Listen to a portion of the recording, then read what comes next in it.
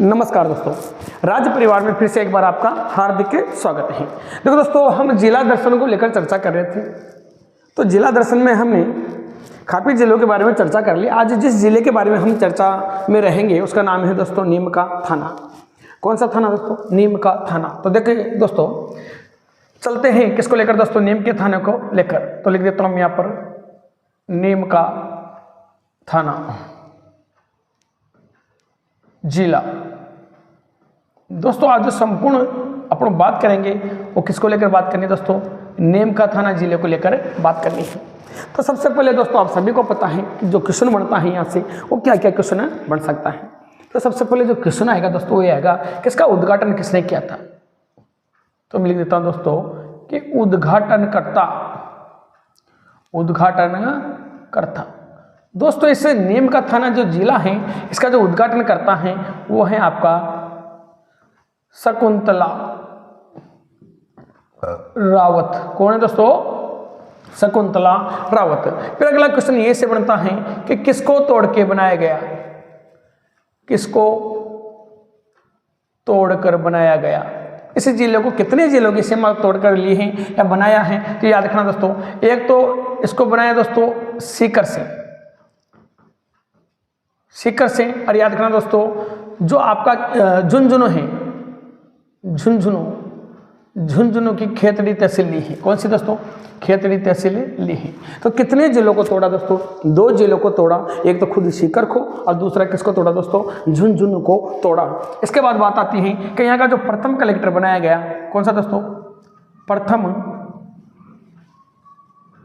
Collector बनाया गया। और प्रथम कलेक्टर किसे बनाया गया? तो याद रखना दोस्तों वो है आपकी श्रुति भारद्वाज। कौन है दोस्तों? श्रुति भारद्वाज को यहाँ का क्या बनाया गया? कलेक्टर बनाया गया। फिर क्वेश्चन आता है कि यहाँ का प्रथम एसपी कौन है? यहाँ का प्रथम एसपी कौन है? तो याद रखना दोस्तों अनिल कुमार यहाँ का क्या है दोस्तों? प्रथम एसपी है। कौन है दोस्तों? अनिल कुमार यहाँ का प्रथम एसपी है। याद रखना प्रथम कलेक्टर किसे बनाया गया? श्रुति भारद्वाज को बनाया गया। और प्रथम एसपी किसे बनाया गया? अनिल कुमार को बनाया गया। इसके बाद आते हैं दोस्तों कि ये जिला कौन से संभाग में आता है। अगर संभाग की बात है कि जिला कौन से संभाग में आता है तो याद रखना दोस्तों ये जिला सीकर संभाग में आता है। सीकर संभाग में आता है, ये बात आप याद रखिए। इसके अलावा दोस्तों बात करता हूं मैं किसकी कि कितने जिलों के साथ सीमा बनाता है। सीमा बनाते हैं दोस्तों ये 4 जिलों के साथ। कितने जिलों के साथ सीमा बनाता है? 4 जिलों के साथ। कौन कौन से हैं? तो सबसे पहले बात कर लेता हूं दोस्तों, एक तो आपका खुद क्या रहेगा? सीकर के बाद कौन रहेगा? झुंझुनू। कुछ सीधी सी बात, इन दोनों को तोड़ के बनाया तो ये दोनों तो रहेंगे। इसके बाद अलावा क्या क्या रह सकता है? एक आएगा जयपुर ग्रामीण। कौन होगा दोस्तों? जयपुर ग्रामीण। जयपुर ग्रामीण से एक जिला बनाया गया है जिसका नाम है कोटपुतली बहरोड।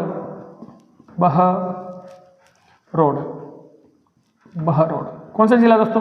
कोटपुतली बहरोड। इसका मतलब मैं कह सकता हूं दोस्तों कि इसकी सीमा जो लगती है वो 4 जिलों से लगती है। एक तो सीकर है, झुंझुनू है, जयपुर ग्रामीण है और कोटपुतली बहरोड है। इनके साथ क्या करता है दोस्तों? ये सीमा का नेतृत्व करता है। इसके अलावा दोस्तों क्वेश्चन आ जाए कि कितने उपखंड और कितने तहसीलों से इसका निर्माण हुआ है। तो दोस्तों यही लिख देता हूं मैं। इधर क्या लिख दोस्तों? उपखंड। 4 उपखंड से। और कितनी तहसील दोस्तों? तहसील। कितनी तहसील? 5 तहसील से इस जिले का क्या हुआ दोस्तों? निर्माण हुआ है। याद रखना दोस्तों कौन कौन से उपखंड हैं। देखते हैं दोस्तों, थोड़ी चर्चा कर लेते हैं कि कौन कौन से उपखंड हैं। देखो दोस्तों उपखंड होगा यहाँ पर उदयपुर वाटी। कौन सा? उदयपुर वाटी। तहसील कौन सी होगी? तहसील भी उदयपुर वाटी ही होगी। कौन सी होगी? उदयपुर वाटी।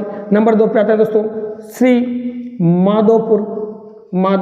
दोस्तों ये श्री माधोपुर है, आपका सवाई माधोपुर नहीं है। तो यहाँ पर तहसील भी कौन सी होगी?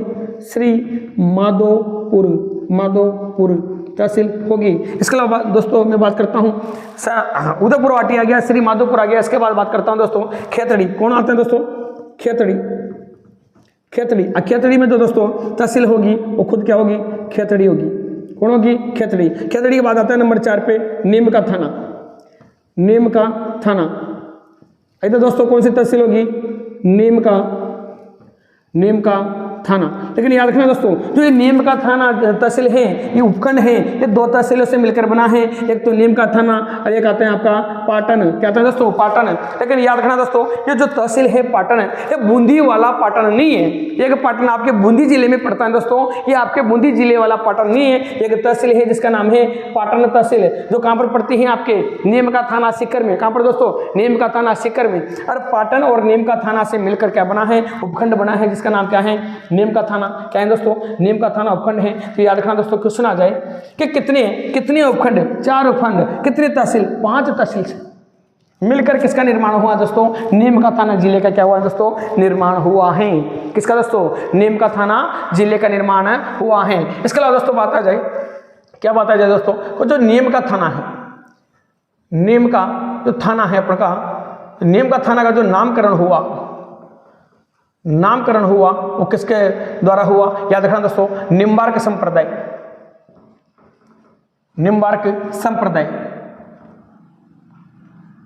संप्रदाय का जो पवित्र वृक्ष है वो है दोस्तों नीम का पेड़ से क्या हुआ दोस्तों? नामकरण हुआ। किससे दोस्तों? किससे हुआ? कि निम्बार्क संप्रदाय में एक जो प्रमुख वृक्ष होता है वो क्या है दोस्तों? नीम का पेड़ है। इसी नीम के पेड़ से इस क्षेत्र का नाम क्या पड़ा दोस्तों? नीम का थाना नाम पड़ा। क्या पड़ा दोस्तों? नीम का थाना नाम पड़ा। देखते हैं दोस्तों यहाँ पर प्रमुख चोटियां कौन कौन सी हैं? चोटियां कहाँ पर दोस्तों? नीम का थाना जो सीकर में था पहले, अब अलग से जिला हो गया है। यहाँ पर प्रमुख चोटियां कौन कौन सी? तो ध्यान देना दोस्तों, यहाँ पर चोटी है एक तो मालखेत। कौन सी चोटी है दोस्तों? मालखेत की चोटी। दोस्तों जो मालखेत की चोटी है, जिसकी ऊंचाई है वो 1052 मीटर है। कितनी दोस्तों? 1052 मीटर है। दूसरे नंबर पे आते हैं दोस्तों लोहागढ़ की चोटी। और दोस्तों जिसकी ऊंचाई है वो है 151 मीटर। कितनी दोस्तों? 151 मीटर। और तीसरे नंबर पे आते हैं दोस्तों बाबाई की क्या है दोस्तों? चोटी।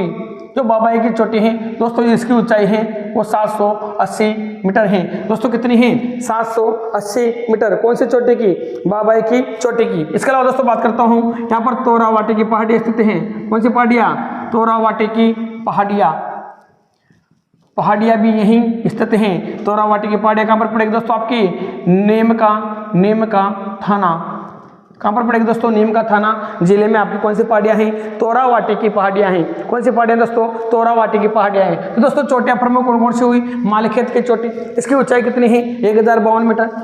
लोहागढ़ की चोटी की ऊंचाई कितनी है? 1051 किलोमीटर। बाबाई की चोटी की ऊंचाई कितनी है? 780 मीटर। इसके अलावा बात करता हूँ तोरावाटी की पहाड़ियाँ जो कहाँ पर पड़ती हैं? नीम के थाने में। कहाँ पर दोस्तों? नीम के थाने में। इसके अलावा दोस्तों यहाँ पर नदी की बात आ जाए तो यहाँ की प्रमुख नदी कौन सी है? कातली नदी। कौन सी नदी है दोस्तों? कातली नदी। दोस्तों जो कातली नदी थी ये पहले सीकर में बहती थी, लेकिन वर्तमान में इसका संबंध किससे है? नीम का थाना जिले से इसका संबंध है। कौन सी नदी का दोस्तों? कातली नदी का। याद रखना दोस्तों इसके बारे में क्या क्या बातें हैं कातली नदी के बारे में, ध्यान देना दोस्तों। इसका जो उद्गम होता है, इसका दोस्तों उद्गम होता है खंडेला की पहाड़ियाँ। और दोस्तों जो खंडेला की पहाड़ियाँ हैं ये वर्तमान में भी सीकर में पड़ती हैं। कहाँ पड़ती हैं दोस्तों? वर्तमान में सीकर में ही पड़ती हैं खंडेला की पहाड़ियाँ। याद रखना दोस्तों, राजस्थान की पूर्णतः आंतरिक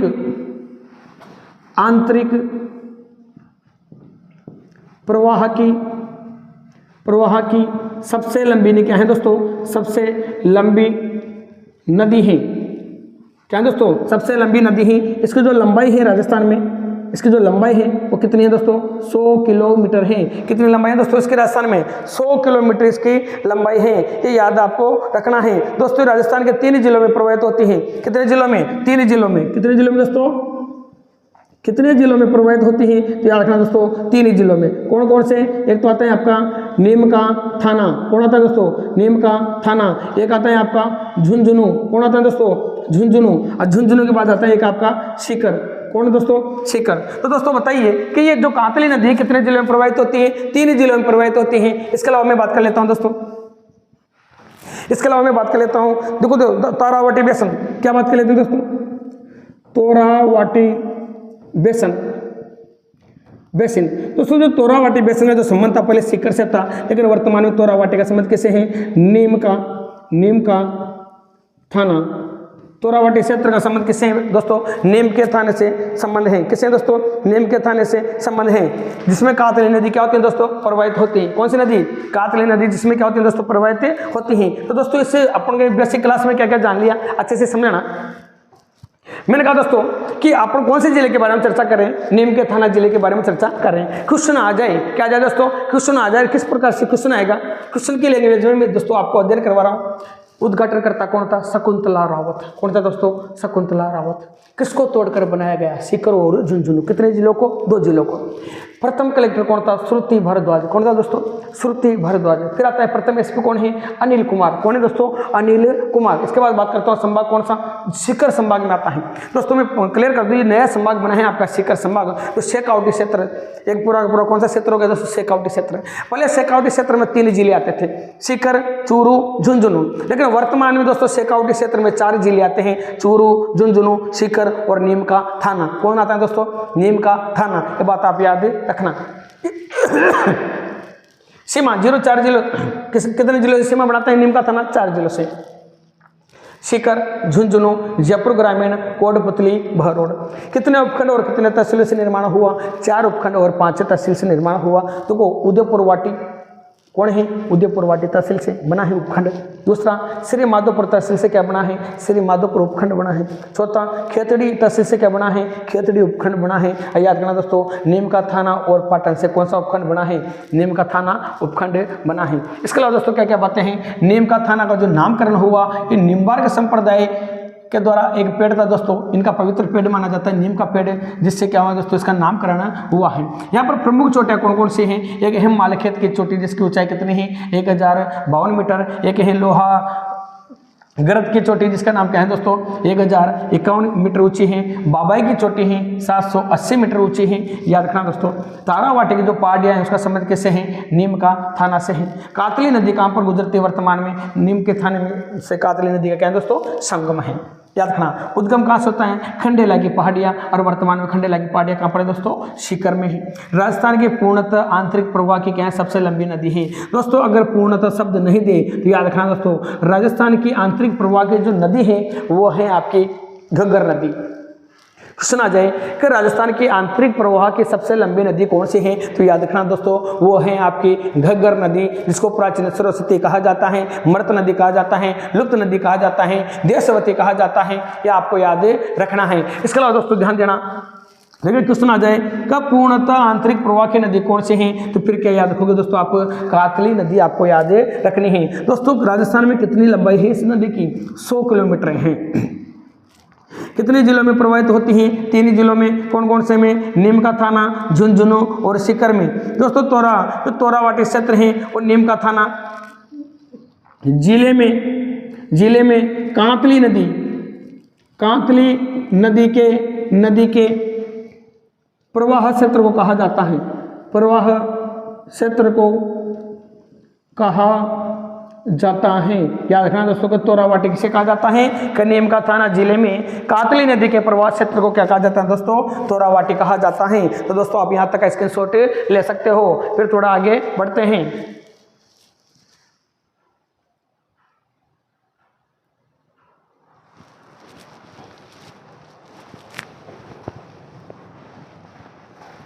देखो दोस्तों फिर आगे बढ़ते हैं। कातली नदी के बारे में पढ़ लिया, स्क्रीनशॉट ले लिया होगा आपने। देखो दोस्तों और क्या क्या क्वेश्चन यहाँ से बन सकते हैं। इसके बाद दोस्तों आपको पता हो तो कातली नदी के पास 2 सभ्यताएं हैं।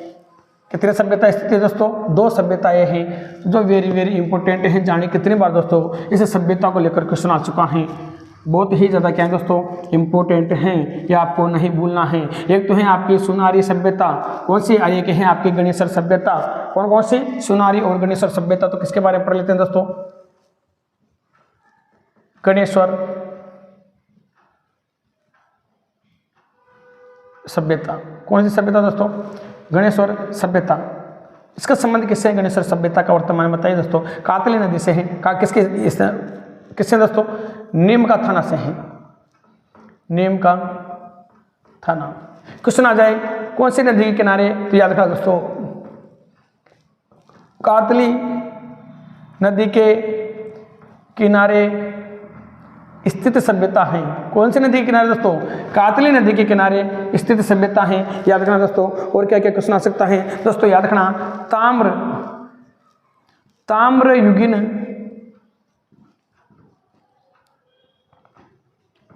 सभ्यता के नाम से क्या है दोस्तों? सभ्यता विख्यात है। किसके नाम से?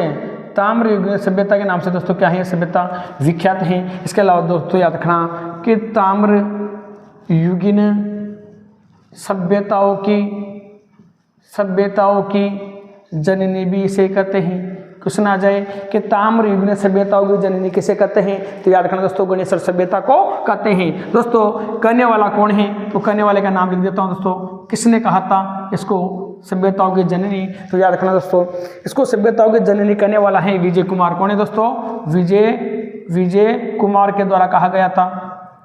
क्वेश्चन आ जाए किसके खोजकर्ता कौन है?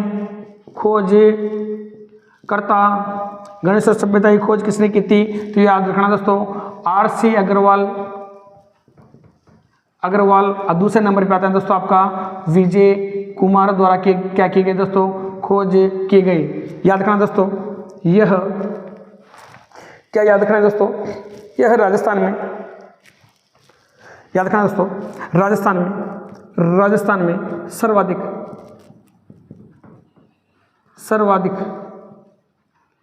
एवं सबसे पहले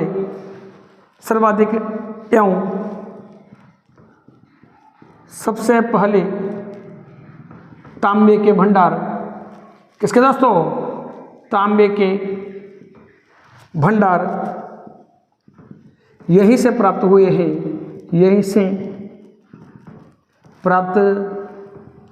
हैं। याद रखना दोस्तों इसका कालक्रम पूछ लिया जाए तो कौन से काल में निकाली गई हैं, कितने ईसा पूर्व निकाली गई? तो याद रखना दोस्तों 2800 ईसा पूर्व की सभ्यता है। कितना ईसा पूर्व की? 2800 ईसा पूर्व की सभ्यता है। इसके अलावा याद रखना दोस्तों इस सभ्यता को इस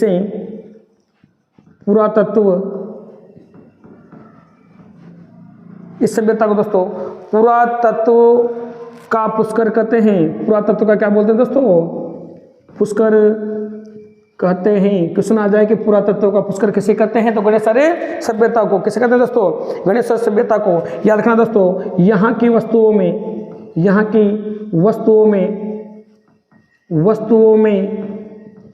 99% तांबा मिला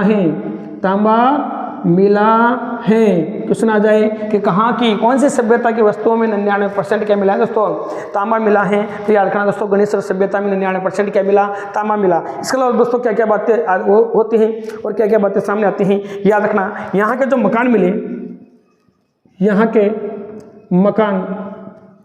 के मकानों में ईंट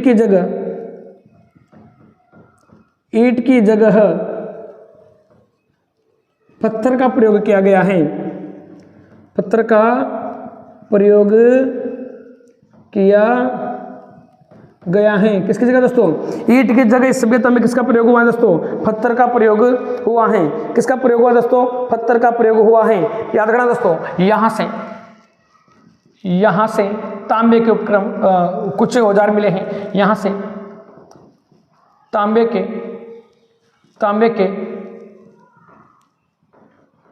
औजार मिले हैं। तांबे के औजार क्या क्या मिले? याद रखना दोस्तों नंबर 1 पे बात करता हूं मैं। तीर, बाण,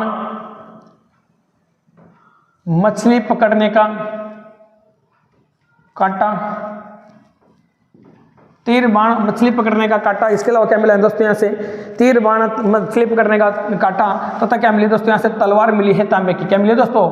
तलवार मिली है। कौन सी सभ्यता से? यहाँ से। याद रखना दोस्तों इसी सभ्यता से, ये मैं कह सकता हूँ इस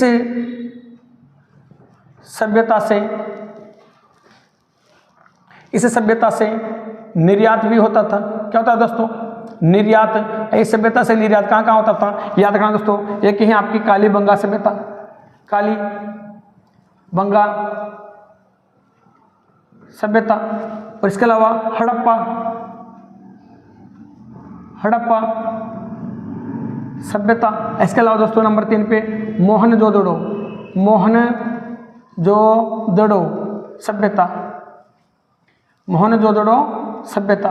दोस्तों इन 3 सभ्यताओं में इस अपन के जो गणेश सभ्यता है यहाँ से तांबे का क्या किया जाता है दोस्तों, निर्यात किया जाता है। इसी चीज़ का क्या मिला है दोस्तों, प्रमाण मिला है। किसका दोस्तों, इसी चीज़ का प्रमाण मिला है। आइए याद रखना दोस्तों, यहाँ से मिट्टी के, यह मैं कह सकता हूँ मृदा भी कौन से दोस्तों,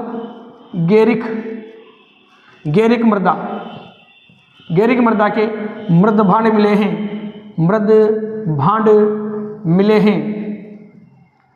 मिले हैं। ये बात आपको याद रखनी है। कौन से मृदा, गेरिक मृदा क्या मिले दोस्तों, यहाँ से मृद भांड मिले हैं। इसके अलावा दोस्तों क्या क्या क्वेश्चन यहाँ से उठ सकते हैं,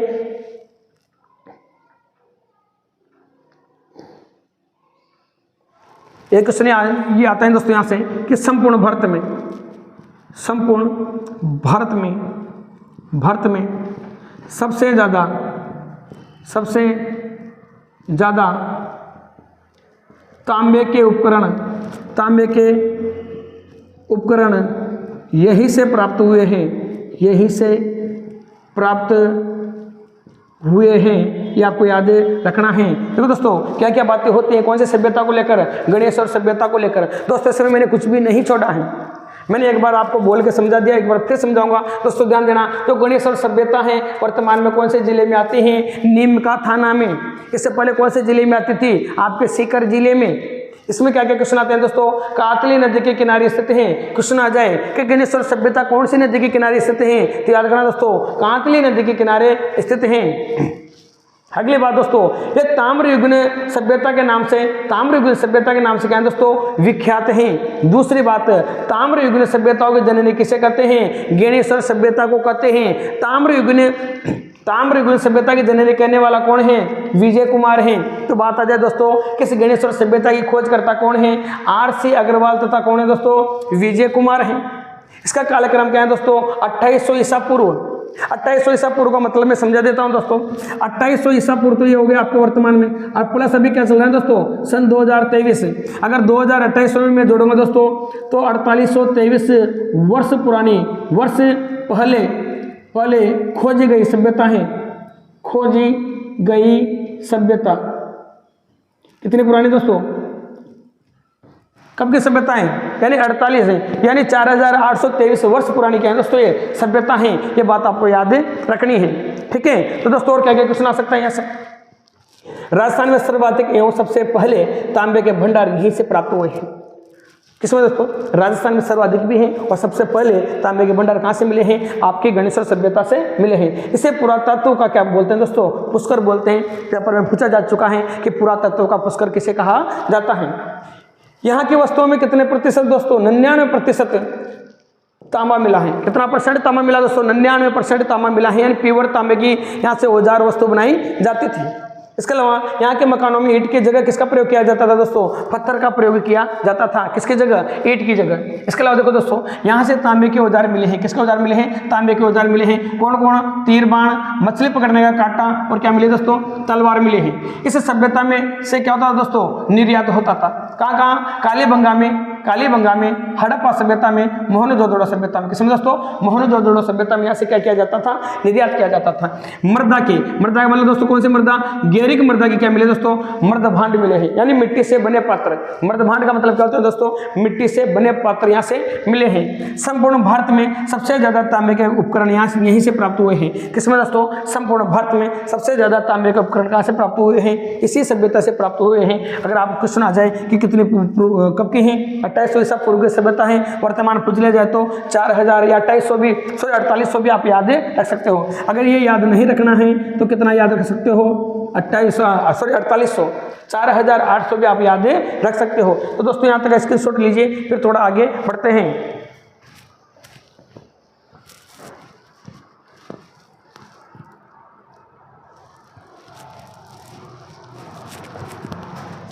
देखिए दोस्तों थोड़ा आगे बढ़ते हैं और क्या क्या बातें होती हैं और क्या क्या बातें हैं दोस्तों यहाँ पर।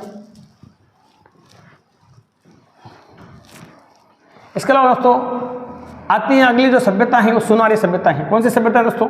सुनारी सभ्यता, जो लोहा युग की सभ्यता है। क्वेश्चन आ जाए दोस्तों कौन सा, कि सुनारी सभ्यता का संबंध किससे है?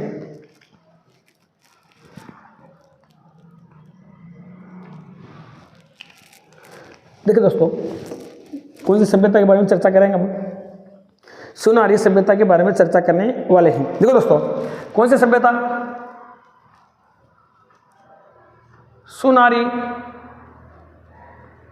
सभ्यता। अब दोस्तों सुनारी सभ्यता का जो संबंध है यह किससे है? यह आपका नीम का थाना, नीम का थाना। कौन सी नदी के किनारे? याद रखना दोस्तों, कांतली नदी के किनारे विकसित, कातली नदी के किनारे क्या है दोस्तों? विकसित सभ्यता है। याद रखना दोस्तों, लोह युगीन सभ्यता है, लोह युगीन सभ्यता है। क्वेश्चन आ जाए तो सुनारी सभ्यता कौन सी है? तो याद रखना दोस्तों, लोह युगीन सभ्यता है। कौन सी है? लोह युगीन सभ्यता है। इसकी खोज किसने की थी? क्वेश्चन पूछा जा सकता है दोस्तों, खोज किसने की थी? तो याद रखना दोस्तों, आपके विजय कुमार जी ने क्या की थी दोस्तों? इसकी खोज की थी। किसने की दोस्तों? विजय कुमार ने इसकी खोज की। इसके अलावा याद रखना दोस्तों, यहां से किसके प्रमाण मिले? तो याद रखना दोस्तों, यहां से चावल के प्रमाण मिले। किसके दोस्तों? चावल के प्रमाण मिले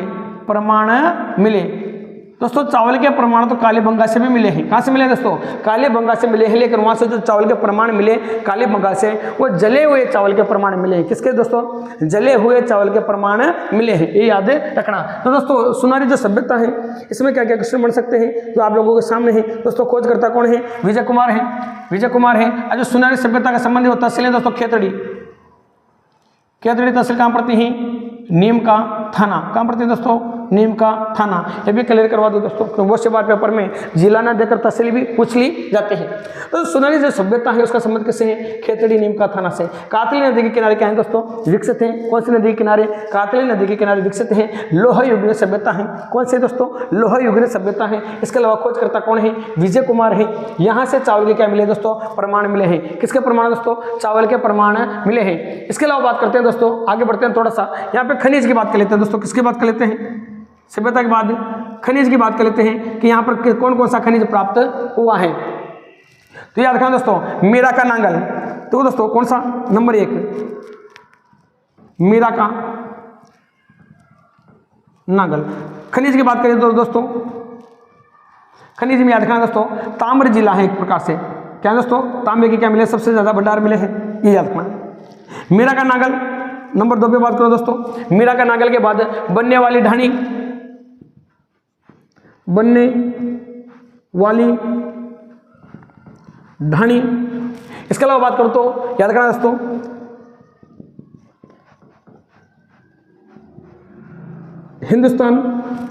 हिंदुस्तान कॉपर लिमिटेड संयंत्र, हिंदुस्तान कॉपर लिमिटेड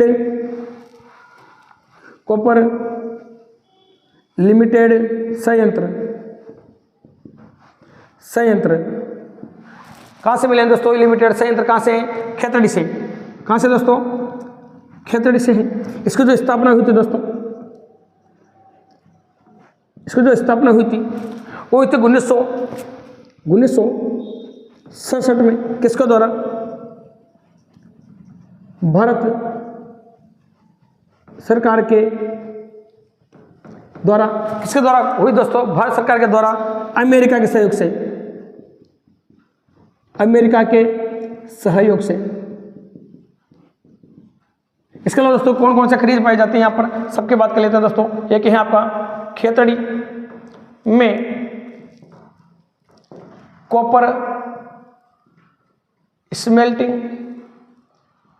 प्लांट है। इसके अलावा बात करता हूं दोस्तों, लोह अयस्क हैं। कहां पर दोस्तों? डाबला सिंगाना, डाबला सिंगाना में है। इसके अलावा बात करता हूं दोस्तों, कौन सा? कैल्साइट। कैल्साइट कहां पाया जाता है? नीम का थाना तहसील में। इसके अलावा बात करता हूं दोस्तों, बेरिलियम। कौन सा खनिज दोस्तों? बेरिलियम खनिज पाया जाता है। और इसके अलावा पाया जाता है यहाँ पर अब्रक। अब्रक के अलावा पाया जाता है यहाँ पर दोस्तों तांबड़ा। क्या पाया जाता है? तांबड़ा यहाँ पर पाया जाता है। इसके अलावा बात कर लेता हूँ दोस्तों किसकी बात कर लेता हूँ दोस्तों यहाँ पर जलाशय की। जलाशय कि किस किस जलाशय का संबंध इससे है या इस सभ्यता से है, तो थोड़ी सी जलाशय की बात कर लेते हैं। तो याद रखना दोस्तों यहाँ पर एक तो है कोट बांध। कौन सा बांध है? कोट बांध। इसके अलावा दोस्तों कायम बांध। कायम बांध, कायम बांध का संबंध भी नीम के तना से है। इसके अलावा आता है दोस्तों पापड़ा या पापड़ा तालाब। कौन सा तालाब? तालाब। पापड़ा तालाब का संबंध भी से है। इसके अलावा आता है दोस्तों संजू सागर। संजू सागर बांध। संजू सागर बांध के लवाते हैं दोस्तों यहाँ पर। संजू सागर बांध के लवाते हैं दोस्तों, याद रखना। पन्ना शाह तालाब। पन्ना शाह तालाब। पन्ना शाह तालाब के बाद आता है अजीत सागर। अजीत सागर बांध। इसके अलावा आता है दोस्तों रायपुर बांध। रायपुर बांध। कौन सा बांध दोस्तों? रायपुर बांध। रायपुर बांध का संबंध भी किससे है? नीम का थाना से है। किससे है? नीम का थाना। याद रखना दोस्तों संजू सागर का जो संबंध है यह उदयपुर वाटी से है। उदयपुर वाटी से है। किससे है दोस्तों? उदयपुर वाटी से है। और क्या क्या बातें हैं दोस्तों यहाँ को लेकर याद रखना दोस्तों फीतमपुर या फीतमपुरी मीठे पानी की झील। मीठे पानी की झील।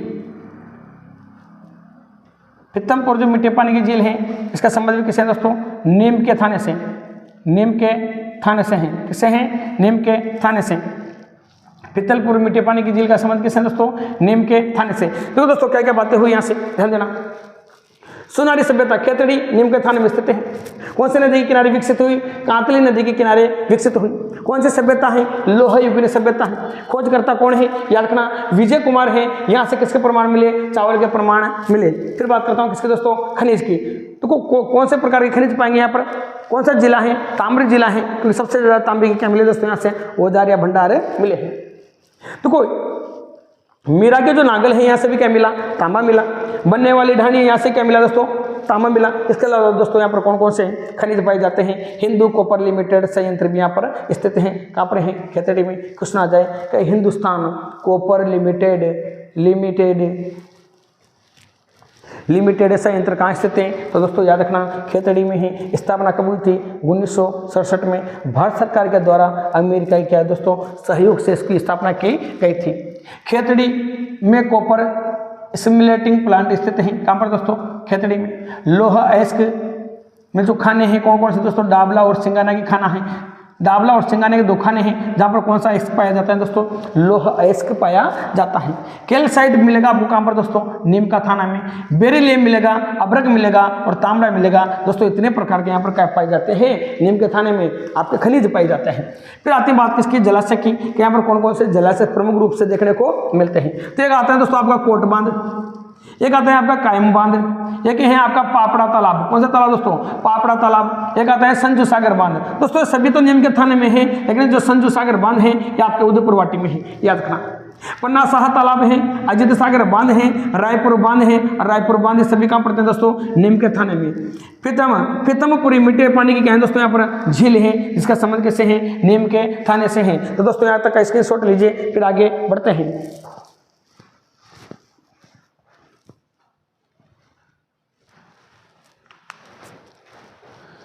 दोस्तों मुझे उम्मीद है कि आपको यहाँ तक क्लास समझ में आई होगी।